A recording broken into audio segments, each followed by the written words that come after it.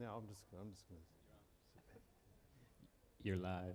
Good morning, everyone. We'll go ahead and get started. It looks like got a couple more people just coming in, so come on in.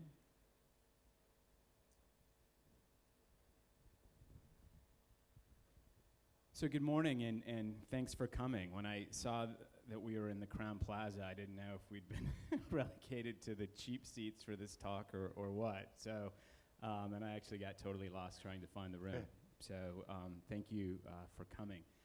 I'm Michael Brick. I'm the Director of Legal and Corporate Affairs for Microsoft New Zealand. Despite my accent, I used to live in Seattle and work in Redmond, but I've been here almost, based in Auckland, almost 3 years now. And what my title means is that I deal with a lot of contracts, a lot of licensing issues. I deal with our partners, our customers, but I also spend a lot of time, particularly in this cloud world in which we live, talking to folks like yourselves, talking to customers, talking to partners about cloud-related issues like data sovereignty and jurisdiction and why you shouldn't be concerned about the Patriot Act and things like that. I'll maybe let you introduce yourself, Russell, and then we can get started. Michael. So I'm Russell Craig. I'm Microsoft's National Technology Officer, and also, although it's not on the business card, I'm the National Security Officer for New Zealand. So I'm based down in Wellington while Michael's here in Auckland. And we find when we're dealing with our customers, our partners, with policymakers and regulators down in Wellington, there's an awful lot of questions that we're continuously engaged in talking to our customers about that really revolve around the central idea of trust and how can you trust cloud services? What is it you should be looking for in a trustworthy cloud service? What is it about our cloud services that we can tell you that can give you some assurance that our services do merit you placing your trust in them?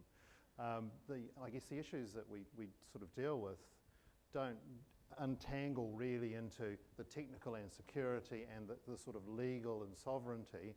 They tend to blend together. So Michael and I do an awful lot of work together to work with our customers and all our other stakeholders to address some of the issues and share some of the information that we're going to try and impart over the next sort of hour or so.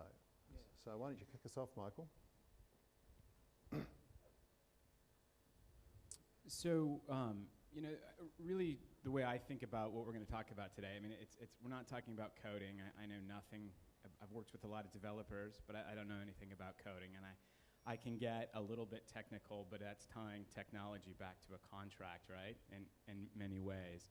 So I'd like to think of what we're going to talk about today, talk to you about, is really, as Russell said, about the cloud, why you can use the cloud, for commercial and public sector entities based here in New Zealand. But, for you guys, I don't think that we're necessarily convincing you. Maybe we are. But I'm sure that at times you find yourselves talking to other folks within your company, right? Talking to your boards of directors, perhaps. Maybe you're on the leadership team. Maybe you present to the leadership team. Maybe you're proposing some sort of cloud project, right, for your business. And so think of this, hopefully today, things that you can, topics that you can and should address when talking within your own business about the cloud and why or perhaps why not to trust the cloud. We think, obviously we fall down on why you should trust the cloud. So in part, as the slide says, the world we live in is increasingly complex. I mean, super exciting times, businesses like Uber, a global taxi company that doesn't own any cars, Airbnb, a value lodging chain that doesn't own any hotels, right? There is digital transformation going on.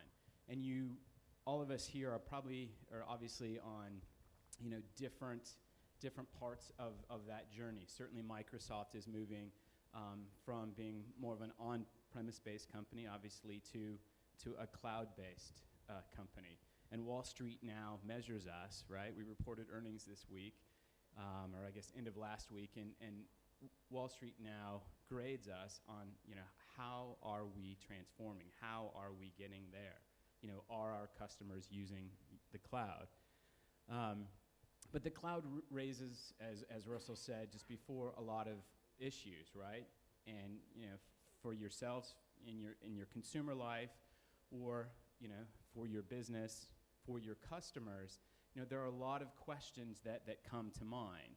Some of the different issues highlighted, which make this world increasingly complex, are highlighted here. One of which, as Russell said, that an area where we dabble a lot is laws and regulations, right? Because certainly laws and regulations haven't kept up with the pace of technology. Workplace mobility, no one really wants to go sit in an office anymore. And as we bring on more and more millennials, there's a few young folks in here, but there's a lot of people, I'm sure, in your workplaces younger than all y'all, right? Those people want the opportunity to work from where they want to work from home or to work from Waiheke. My wife personally, after 3 years here in New Zealand, still teleworks from Seattle and does her US-based job here in Auckland. So, from a technology perspective, folks are used to being able to protect the environment, right? That's what security, for example, was all about previously. Build a big moat around it, protect it, build the wall higher. But now it's not as easy as that anymore, in particular with the cloud. And the change and the pace of change that we're going to see as more and more entities get further along in their digital transformation, the pace of change is only going to increase. Okay, so over to me. So certainly as we look around the world at all the conversations that we're having with our customers and the sort of the ideas that we're promoting to our customers, increasingly this concept of digital transformation, which you may well have encountered that concept in some of the other Ignite sessions and your conversations with Microsoft people here in New Zealand recently, we're sort of fundamentally focused on the idea of empowering and enabling our customers to undergo a digital transformation as a reflection of that really complex world that we're all now operating in terms of technology, but also what's happening in the organisation world, the sort of types of competition that your organisations are facing if you're in the private sector, or the drive for transformation of the services that you're able to offer citizens if you're in the public sector. We see as central to the next few years of technology development and organisational development and change for the businesses and public sector organisations we work with. And when we start to sort of break that idea out into the conversations and the advice that we're giving to our customers and the capabilities, particularly the cloud-based capabilities that we are developing and delivering, we're sort of really having conversations in 4 areas. How can the cloud enable you to engage your customers in new ways? How can you use cloud services to completely transform the products that you're offering, be they in public or private sector? What can you do to empower and engage your employees? Because there's a real struggle to get talent into our organisations. And as Michael was saying, sort of particularly the younger generations coming into the workforce really do have new expectations of how they can be empowered to do their jobs and have an impact. And how can you optimise your operations? No matter what type of organisation you are, what your mission is, we think there's a lot that you could be doing to optimise your operations. And so underpinning that on the Microsoft side of the equation increasingly are what we are referring to as systems of intelligence. And we've got 3 sort of broad ambitions at Microsoft. One is to build the intelligent cloud, and a lot of these systems of intelligence that we're talking about and offering our customers are built off our cloud services. But we're also driving to make computing more personal. There's a big drive around the mobility of the computing experience you will have seen from us. And also we're really trying to empower the next generation of productivity gains in the organisations that we serve. But underpinning it, everything, and very relevant to the question of how can you trust our cloud, and as we'll get to later in this talk, Where are we going with security? Are these so-called systems of intelligence? Yeah, so why trust? Why the trusted cloud? And it's a photo of, for those of you who don't know, a photo of Satya Nadella. And he has now, he's said businesses and users are going to embrace technology only if they can trust it. That's a quote that I use a lot and end up talking a lot about. Satya actually used that quote at, I think it was the end of 2013. He was doing a press interview with The Guardian, actually before Technology Talk in Paris. And it was just before, or not long before, he became the CEO. And at that time, it was not long after the time that Edward Snowden had released a lot of documents, a lot of government security documents. And at that time, you know, a lot of American technology companies, certainly like Microsoft, had to sort of step back and really engage with our customers around trust and what it is that we do with customers' data and what we don't do.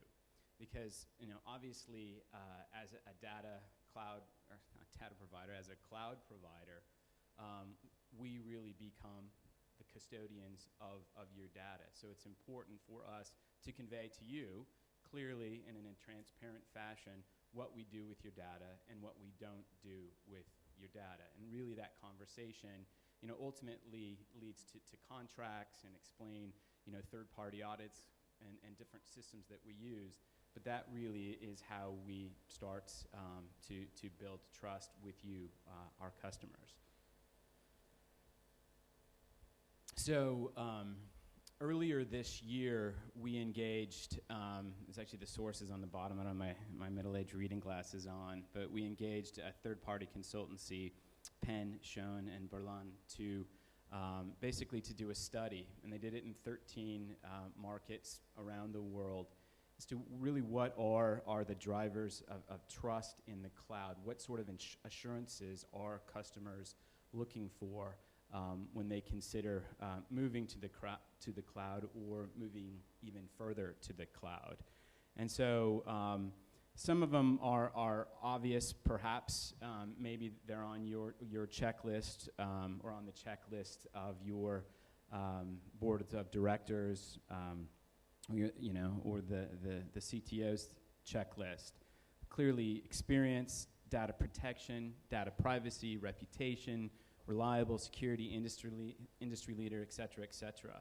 So we're really going to unpack what those mean today and really what really are the drivers of data privacy and what should you expect, in particular from a privacy and security perspective from your cloud provider. So the easiest way that we found to sort of to boil the trust discussion down, right, is to identify these 4 pillars, now 5. I say 4 because reliability became the 5th pillar over the last year. And again, that's something that's very obvious and something that our customers, you know, continue to look for assurances on. So we'll unpack these, as I said, further as we go through, but just at a high level initially. Security, you know, the idea is that we will help to keep your data secure. That is our job as your data custodian. Privacy and control, super important. Who has access to your data? When will you know? And how will you know? Compliance. You know, many of us operate in very highly regulated industries like health, like finance, where there are additional obligations on you. And just because you use the cloud, those obligations don't go away. So we do what we can to enable you to meet those requirements that you are obligated to meet. Transparency. You know what we are doing with your data. I also like to think of this as you know, where is my data? Is my data, you know, is it in Ukraine? Is it in Australia? Is it in New Zealand? Is it in the US, right? Where is it?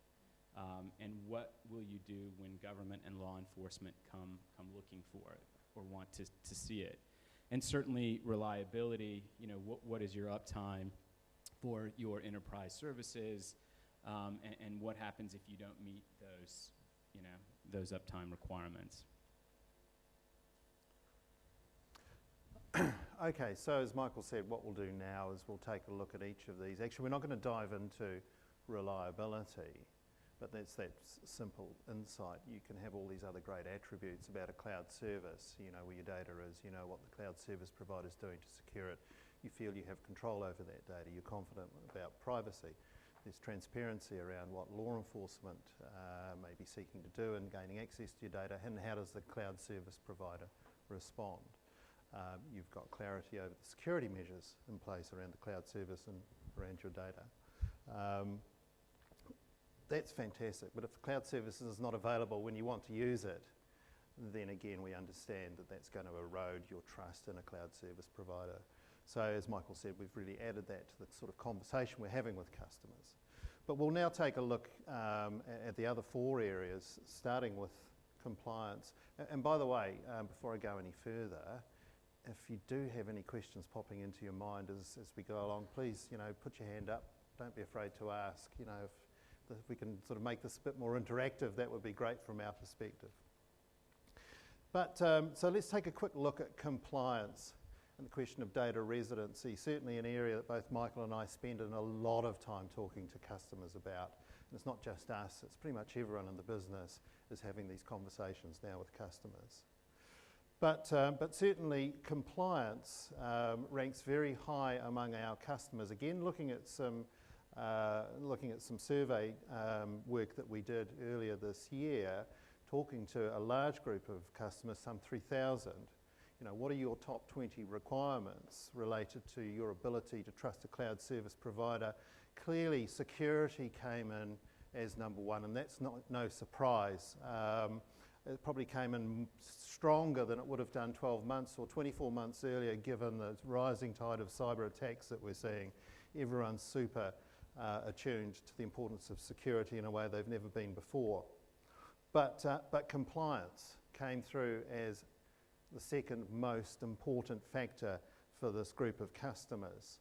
And as Michael was saying, for many of our customers, they operate in highly regulated industries, so they're under quite strict obligations in terms of what they're doing with customer data, information and their services. So they need to be able to comply with laws and regulations. It's really important for them to be able to rely upon their cloud service provider and, if you like, take on board the compliance certifications and what have you that the cloud service provider has as the basis for their own compliance that they need to demonstrate. So yeah, it is a very important topic. If you just want to move this on. So in terms of how do we approach the compliance question, firstly, what's our understanding of customer expectations? Well, it's very clear to us that our customers expect our services to enable their compliance by adhering to all the various international standard certifications, regulatory regimes that are applicable in their jurisdictions. And they want to see evidence of that. At the very least, they want to see independent third-party attestations of our compliance. And increasingly, they want to see the evidence underlying those third-party certifications, and we're bringing a lot of that evidence, surfacing it and making it available to our customers to expect. So we are doing a lot of things in this area. We lead the industry in achieving various compliance certifications. Our global data centre infrastructure, which we're building out at a rapid rate around the world, gives us the best ability of any cloud service provider to enable data to be located where it's best for our customers. So they may be operating in Europe, for example, and there are regulations that require customer data to stay in Europe. So we understand that. We're meeting that need by building out the data centre infrastructure. We are permanently audited. In fact, talking to the engineering and compliance teams in Redmond, we've got so many auditors on the Microsoft premise that they're bumping into one another in the corridors almost. So we are continuously audited, and that cadence of auditing is ramping up all the time. Russell, do you want to maybe just quickly reference the work that you've done related to the GCIO 105 questions? Oh, yeah, sure. Who's here from the public sector? Has anyone had to, go through the cloud risk and assurance process, the 105 questions? So a lot of my work over the last 2 years really has involved pulling together a lot of that assurance information into documents that we're publishing, for Azure, for Office 365, for Intune, for CRM Online. We'll soon have something out for Power BI saying, look, here's all the due diligence questions that the New Zealand government expects you to be looking at when you're contemplating procuring a cloud service. So we're giving you as much information as we can. And actually I'd commend that framework and those documents to people from the private sector here as well. You need to do your own due diligence around our cloud services. And some of the approaches that are being used in Wellington by government are equally applicable and useful in the private sector. And we've seen that happen, particularly I think in the finance sector. A lot of the banks have been developing frameworks that are either the same or built off the back of that stuff. Do you want to? Yeah, sure. Yes. Have they talked about what the process is once they get the questionnaire back and what they do with it, what kind of review they do? Because it's sort of like what blurred here. So the question is, what does the GCIO do with all your hard work to demonstrate due diligence and risk assessment and what have you, using their frameworks, when you put it all together and provide it to them? The answer is it goes into a bit of a black box process. And they've never been particularly transparent, but their role really is to be an over-the-shoulder look. Have you done due diligence? Has your risk assessment been robust? They're not there to approve or disapprove use of a cloud service. Who's getting the value from that process? I would argue that it's better than what existed before, which was nothing. So there were requirements to undertake accreditation and certification processes in the NZISM for any IT system. That was all being done quite variably and oftentimes not being done, particularly for information classified below restricted. I think arguably it's sort of lifted the bar and said, look, here's a minimum level of due diligence and risk assessment you should undertake. The primary beneficiary should be the organisation that's looking at procuring a cloud service. It's the requirement of the agency to do its due diligence. I mean, Yeah. that's, and so arguably yeah, perhaps. Yeah, it would be, yeah. I think so, that there should be more feedback. And it would also be helpful for public sector organisations if there was more transparency. Oh, Agency A's just done a risk assessment on X. 5 more agencies are looking at procuring the same solution. Could that be shared? Could that be used to help them speed up the process, share their learnings, share their insights? So there's work that could be done to improve the process. But I would, come back to, I think the primary beneficiary is any organisation that's looking to procure a cloud service, and particularly when you look at what's been happening with Shadow Cloud. We're now in a situation, both in the public and private sector, there's all this shadow cloud stuff around. We're probably at the point most organisations cannot operate without using cloud services and using these shadow cloud services, but they've taken on board a lot of risk, potentially, because they really don't know, what cloud services are being used, what's happening with the data and what have you. So I think there's a bit of catch-up to be done there. Yeah, and we also, used, recently we've done a lot of work with the Ministry of Health, getting their acceptance, I think is the word that they use, to put personal health records in the public cloud offshore. And we relied really on the 105 questions to do that. So we've found them useful as well in our work. Yep. Well, and again, it's, well, what can we do as a vendor to assist our customers to make better decisions, but to make them, as easily as they possibly can. Yep. It was a great moment, actually. I don't know about you, but I always wanted acceptance. I craved it, and we got it. All right. Do you want to just move us along? So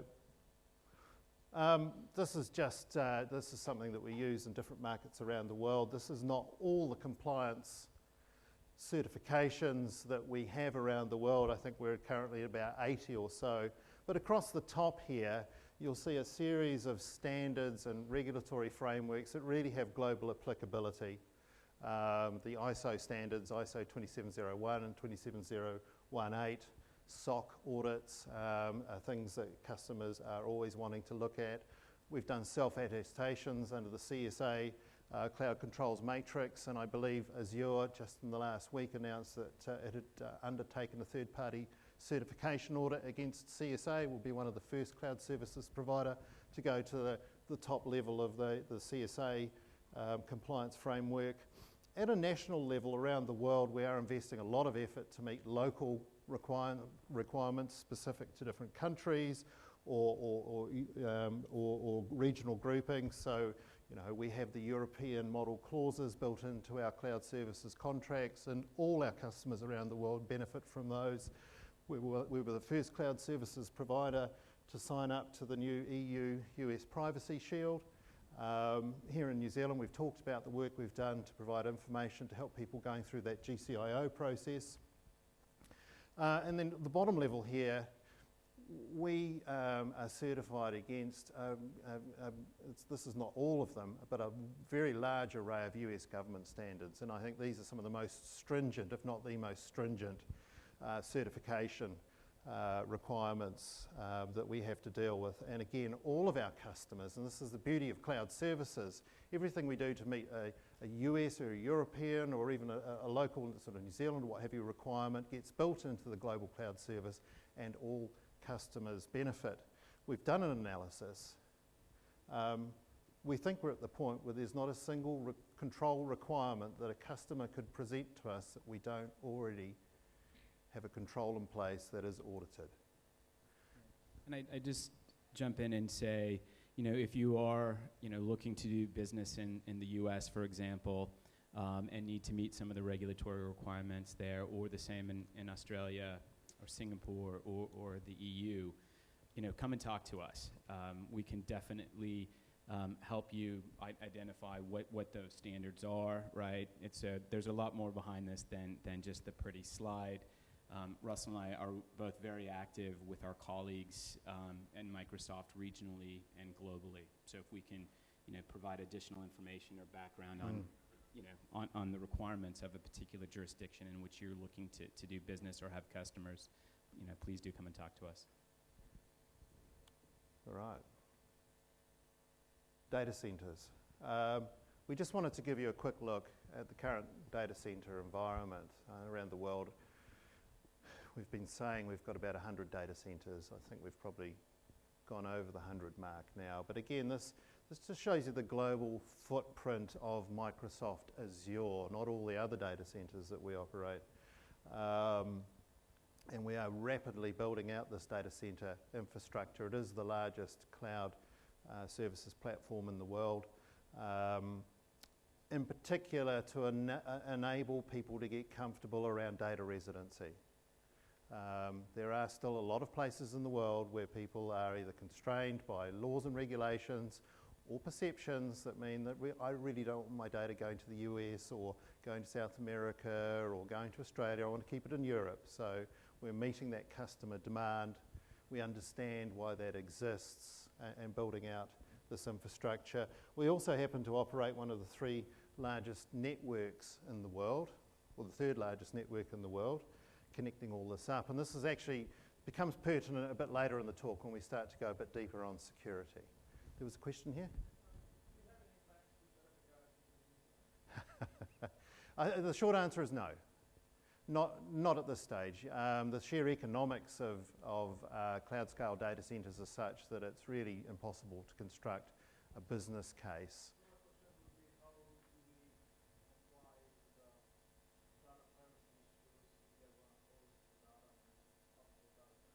It's fine, you know, Michael's, you know, Michael could probably best answer that, but my simple answer is when you look at New Zealand's privacy legislation, it's completely silent on the question of data residency. Now, it's not quite true to say that the Privacy Commissioner couldn't care if you put data on Mars, as long as it's properly protected and you comply with the Privacy Act requirements.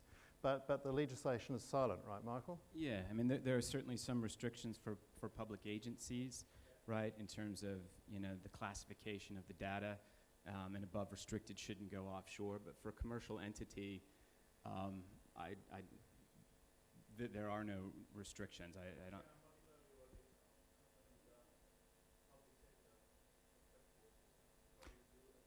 Yeah, no, it can be done. There are certain restrictions, and we're happy to set up time. We probably could have spent a whole hour, 2 hours on government procurement, but you know, Russell and I have the great privilege of having wallowed through government rules of sourcing related to cloud. So happy to, you know, talk specifics. Right, there are depends on, you know, whether we're talking about Office 365 or Azure, but generally, you know, you can do what you want to do. There are some restrictions around infrastructure as a service, Rule 57, et cetera. And happy to Yeah. go as deep as you want to afterward.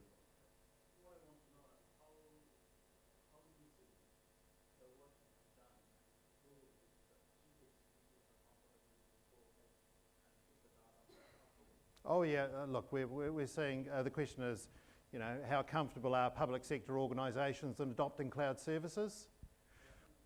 First up, the government's policy, which they doubled down on in October last year, is cloud first. So if you've not seen the cabinet paper from October, I commend anyone in the public sector to read that. The government's very clear. The policy is cloud first. The directives given to chief executives were accelerate your adoption of cloud services. There is a constraint.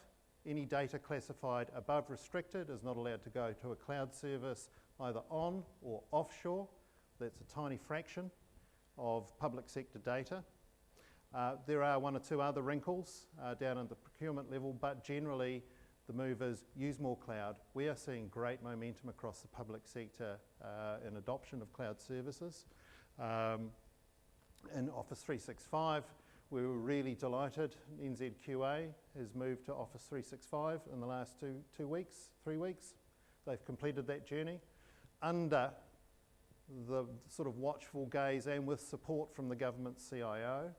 So I think this is going to be quite a milestone, sort of 6 to 12 month period ahead of us now as we start to see real momentum build on the back of what's already being done in government to adopt cloud services. Now, the GCIO did a survey of government departments. I think it was 20 departments. How many cloud services do you have employed? They used a third party to come in and scan the environments. 792 cloud services on average in use in those organisations. So the horse is bolted. Government is in the cloud. The government CIO did not seek to immediately say, stop, this has to stop. The question is, how do we now take that from being ungoverned, shadow, to being better governed? And many of the barriers or restrictions that you've heard about or that have been in place at this point really are perception-based.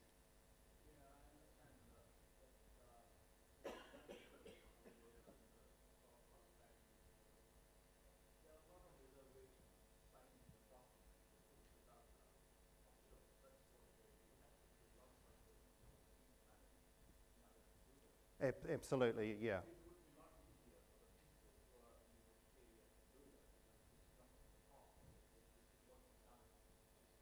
Yeah. Yeah. I guess we're in a Yeah. transition. You know, cloud is very different. It's still very new. And yes, it would be easier if from the top of your organisation you had a mandate, go use cloud services, but I guess we're all learning. And we think it's really important to have these types of conversations with you, to enable you to have conversations with your colleagues, with you know, decision makers, people that write the checks, that sign off on legal agreements. Not only can the cloud deliver great benefit to your organisation, this whole digital transformation concept, but it's something that you can actually have trust in. Yeah. Because of the assurances we can provide to you. Yeah. So let's keep moving. It sounds like we should go out to lunch, but yeah. The you know, I just in that conversation, great questions. but most of the barriers or the concern in place are perception-based. They're not legal, right? I think that's the key point. So privacy, Russell always makes me do the privacy slides, I guess, legal background, but he can do them just as well. So this slide, and you'll see the pattern here, it's really about, identifying what customers expect. And again, this came out of the study that was done earlier, the third-party study that was done earlier this year in 13 different markets with various IT professionals. And really what we're doing about it. So obviously, when data goes offshore, when data leaves your on-premise environment and goes into the cloud, people want to know where the hell is it, right? Where does it go? Well, really, it goes to, if you put it in the Microsoft cloud, it goes to the different data centers, some of the different data centers that Russell identified. For Office 365, as an example, if your billing address is in New Zealand, the default location of your data is in Australia. We have 2 data centers there at the moment, Melbourne and Sydney. If you want, you can choose another location. Azure is less tied to what your billing address is, but before the data centers for Microsoft were built in Australia, Singapore and Hong Kong were the default locations of the data centers. So basically, to point number 1, you have flexibility and choice and transparency around where your data is located. If you do a search on Trust Center, Microsoft Trust Center, you can get to both the Azure Trust Center and the Office 365 Trust Center, and you can actually find the geographic maps, the maps which identify, where data goes, where it's located, for different geos, for different jurisdictions. Another key point is that we will not use your data for advertising purposes, or advertising or other commercial purposes. I'd emphasize that this is not true of all, without naming names, this is not true of all public cloud providers, but you can probably guess who I'm talking about in particular. So we do not scan your emails for advertising, etc. We will not disclose your customers' information outside of Microsoft except with your customer's consent or when required by law. And that really goes to law enforcement requests, which I'll talk more about in a moment. But basically, we have a very robust process and procedure that we follow when we do receive, say, a warrant or a subpoena, what have you, for data. We also have, people often ask, in particular lawyers, in-house counsel, when we're working on a cloud agreement, want to understand what happens at the end. That's what you learn in law school. What happens when the contract is terminated, right? And what happens when the contract expires or terminates, or even before then, if you want to move your data out, you have 24/7 access to your data. If a contract ends and you haven't removed the data, we will keep it, when the contract ends, you have 90 days to remove the data, and ultimately, though, we guarantee that we will destroy the data after 180 days upon termination or expiration of the contract. People are always concerned as well about how fast can I remove my data.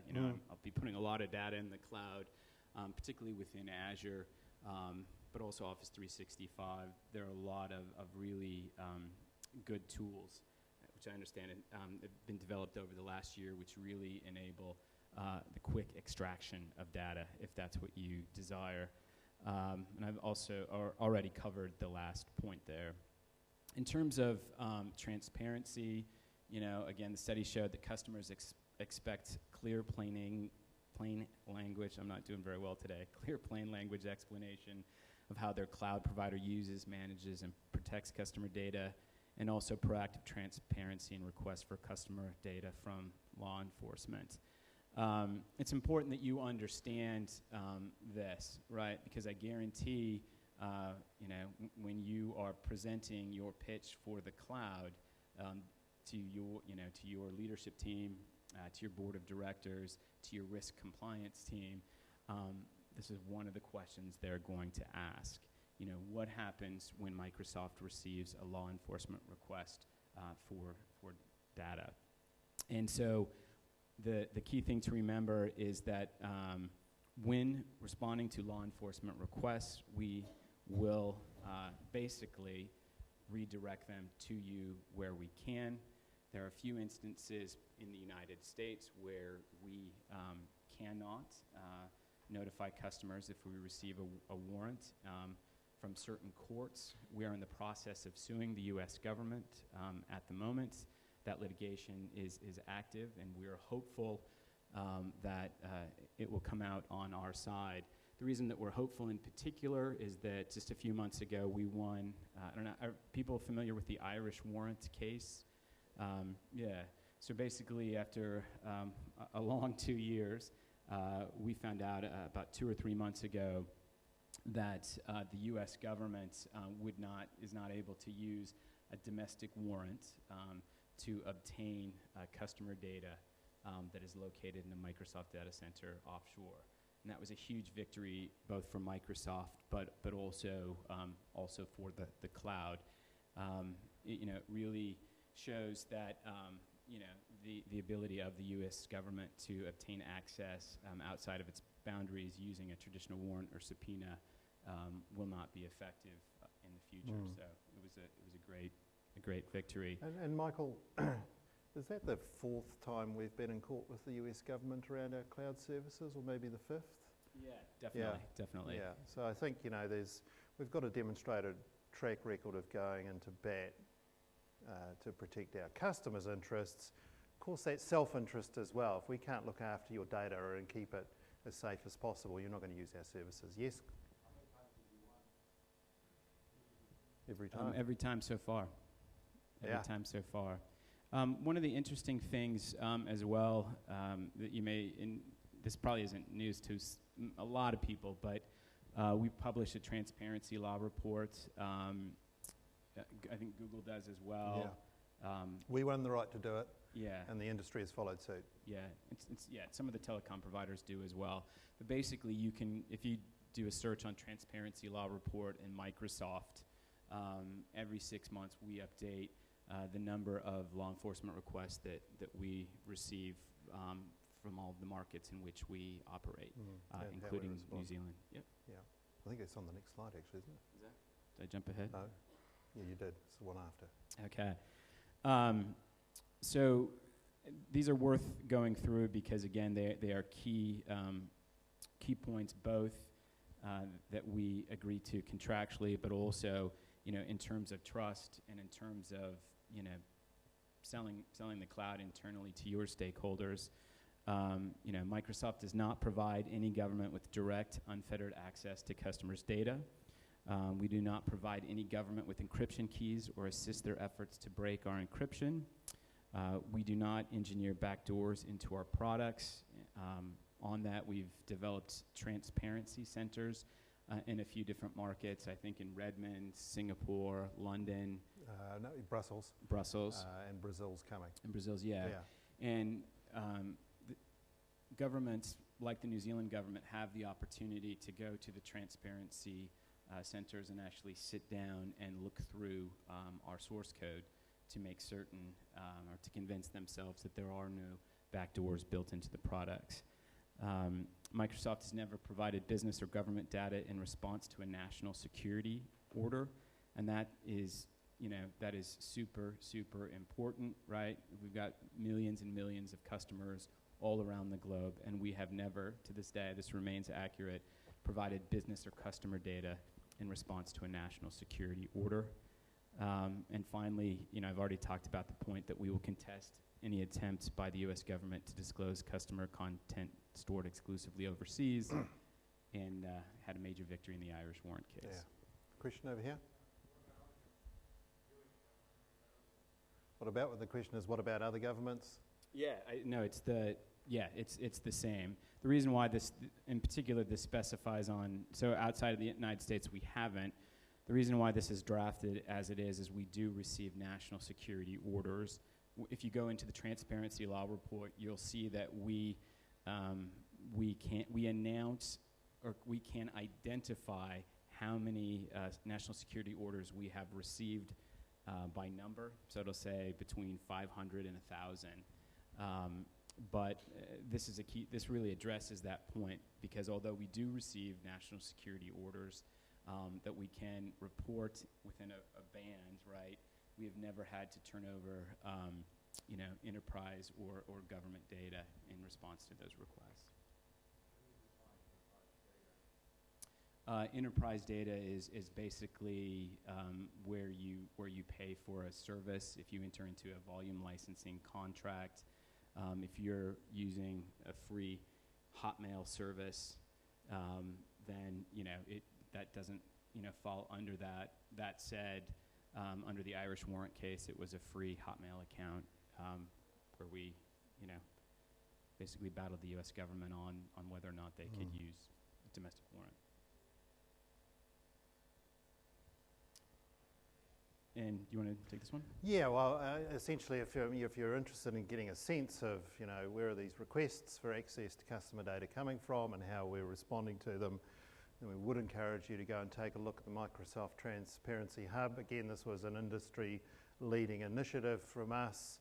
We had to go to court to win the right to do this, but it's now really, really powerful, and just another way in which we can try and make what we're doing transparent, put evidence into your hands to help you make your own decisions about whether you want to use our cloud services or not. Yep. And maybe a final point on that.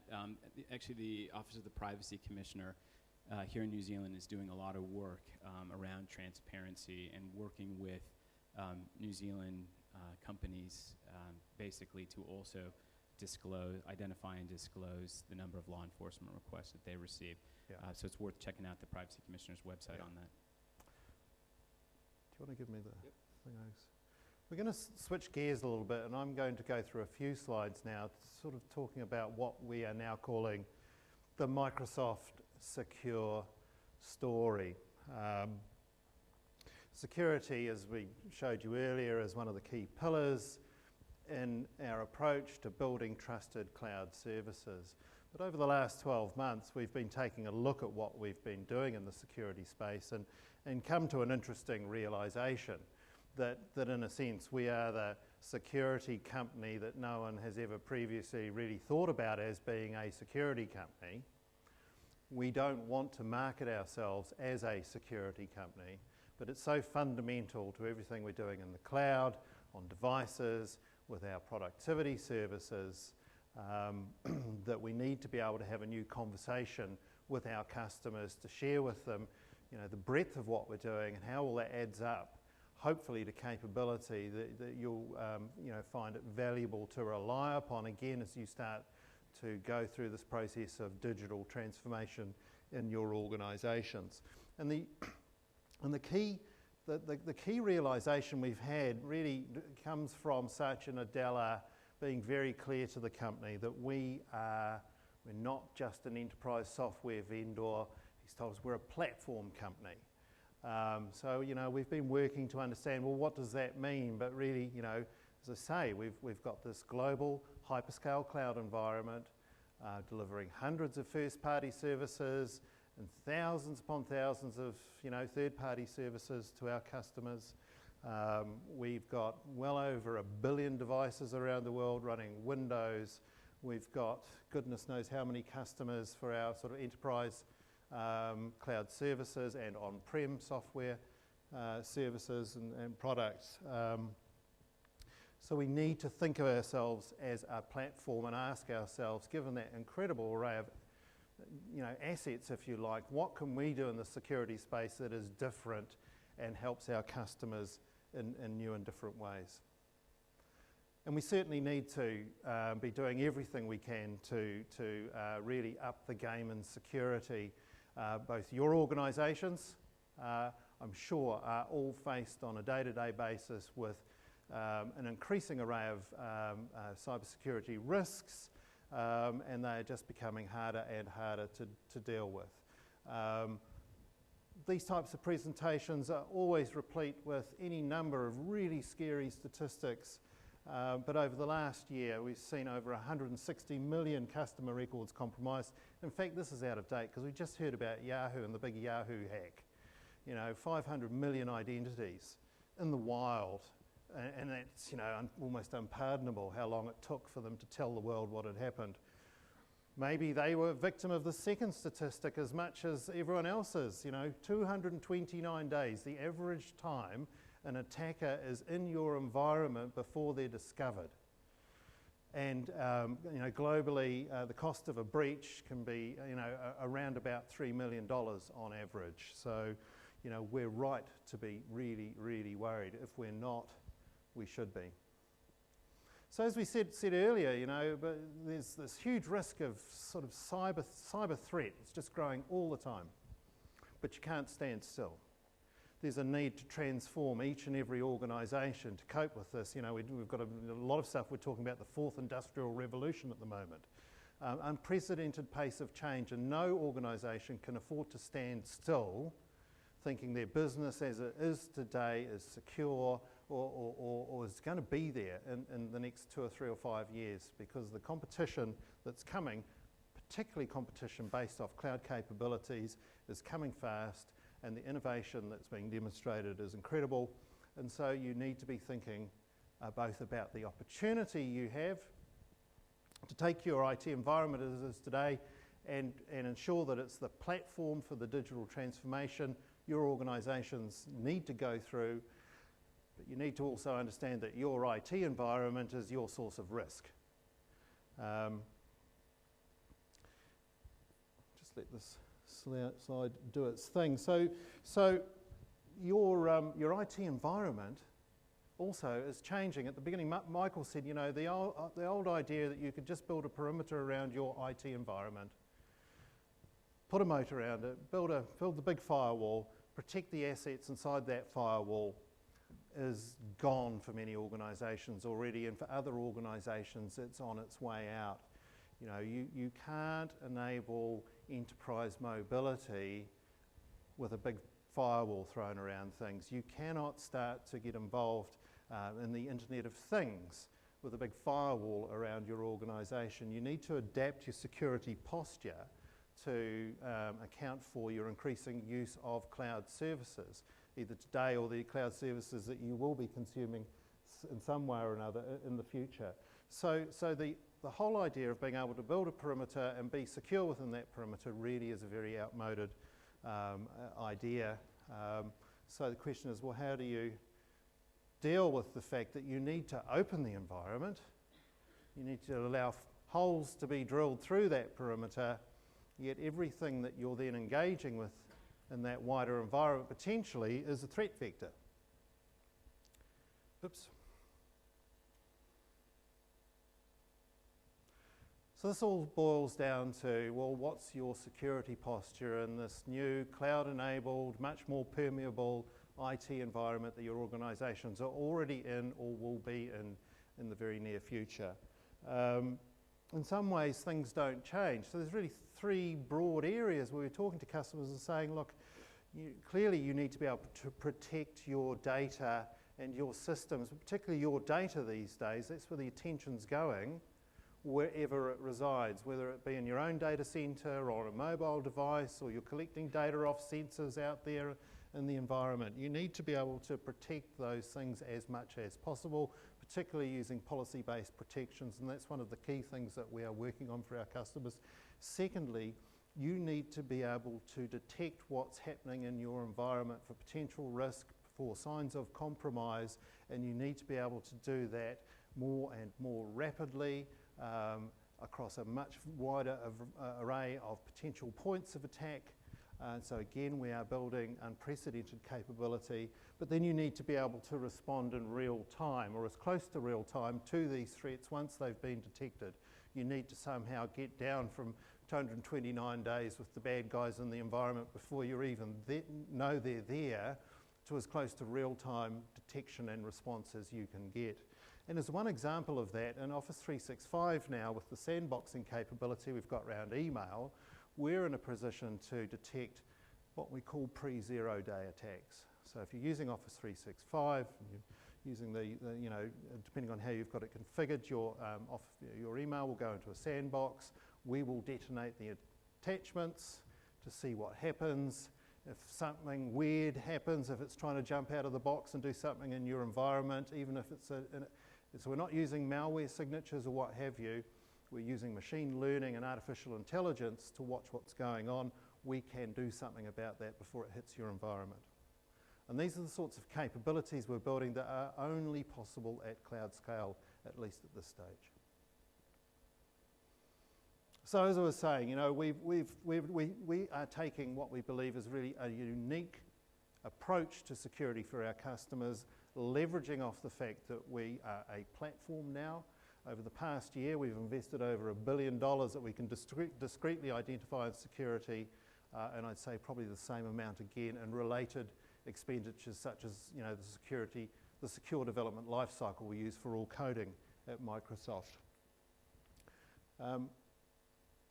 The investments that we're making at the platform level really unbundle, and I'm not going to go into any detail here, into a big focus on 4 key areas. How can we provide the best-in-class security at the infrastructure level, at the apps and data level, at the device level, and at identity? And if there's one area that we're focusing on above all else, it's identity, because that's really a key to a lot of the security risk mitigation that our customers need. So, and I said to Michael, we need a slide in here that gives you some product names. So we've done our job here, but if you've been engaging with us around security, one of the real challenges, and it's a challenge for us as well, is we now have so many capabilities, it's hard working out what's what. I'm sure a lot of people have found that. You've got this, and this. How do they all fit together? How do I use these? How do these overlap? We will continuously invest now to bring a sort of more comprehensive, coherent, and easier to digest story to you about the suite of capability that we have at the platform level and how you can take best advantage of that. But in some ways, what's most unique is what we call intelligence. And over the last 12 to 24 months, we've really brought to life this idea of what we call the Microsoft Intelligent Security Graph. The amount of data that we are now able to derive from across the environment that you are operating in, if you are using our services, is unprecedented. So depending upon what services you are using, we're able to pull together through telemetry what's happening with user account logons, what sort of attacks are we seeing, what about in Office 365, where are all the phishing attacks coming from, what's the sort of malware that we're seeing today, what's been happening with user logins at customer X, have people been trying to do time travel exploits or what have you, and it just goes on and on and on. The amount of data we're collecting and then applying machine learning to again enable us to do this real-time detection, or you to do real-time detection or near real-time and rapid response is, as I say, quite unprecedented. We're talking vast quantities of data growing at an exponential rate. We're doing 300 billion user authentications per month. And from every one of those user authentications, there is information that's relevant from a security perspective. We're updating over 1 billion devices running Windows around the world each month.